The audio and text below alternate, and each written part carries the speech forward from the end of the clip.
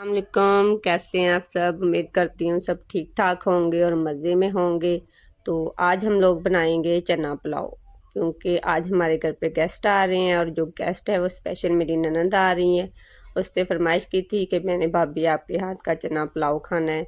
तो लीजिए हम करते हैं स्टार्ट। सबसे पहले हम लोगों ने प्याज ब्राउन करने हैं। तो ना तो आप लोगों ने बहुत ज़्यादा इसको ब्राउन करना है और ना ही लाइट सा। जब इसका कलर चेंज हो जाएगा तो इसमें आपने पानी ऐड करना है, उसको कवर करके रख देना है।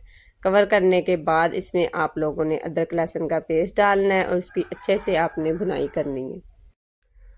अदरक लहसुन डालने के बाद इसकी भुनाई करनी है। उसके बाद आपने इसमें सिंपल स्पाइसेस ऐड करने हैं, इसकी फिर से भुनाई करनी है। जब घी निकलना शुरू हो जाएगा तो उसके बाद आपने इसमें चनों को ऐड करना है, क्योंकि अगर आप लोग स्टार्ट में ही चनों को ऐड करके उसकी ज़्यादा भुनाई करेंगे तो इससे आप लोगों के चने हार्ड हो जाएंगे, क्योंकि बहुत सारे लोगों को ये इशू होता है कि हमारे चने हार्ड हो जाते हैं। तो इसकी मेन वजह यही होती है कि आप लोग इसकी ज़्यादा भुनाई करते हैं, तो इसकी भुनाई ज़्यादा नहीं करनी चाहिए। जब आपका मसाला अच्छे से रेडी हो जाएगा तो इसके अंदर आपने चने ऐड करने हैं। इसको सिर्फ आपने 1-2 मिनट के लिए इसके अंदर भुनाई करनी है और साथ ही इसमें आप लोगों ने पानी को ऐड कर देना है, क्योंकि अगर आप लोग इसकी ज़्यादा देर तक भुनाई करेंगे तो ये हार्ड हो जाएंगे। तो इसके 1-2 मिनट के लिए आपने भुनाई करनी है। उसके अंदर आप लोग ज़ीरा में ऐड कर रही हूँ।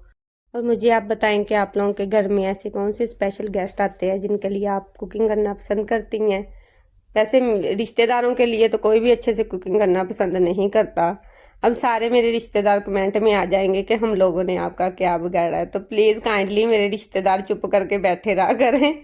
तो इसके अंदर आप लोगों ने पानी ऐड करना है। जब पानी को अच्छे से बॉयल आ जाएगा तो उसके बाद चावल ऐड करेंगे और इसको आपने कवर करके रख देना है। जब पानी इसका खुश्क होगा तो इसके बाद आपने इसको दम लगाना है। तो हम लोग इसमें चावल ऐड कर रहे हैं।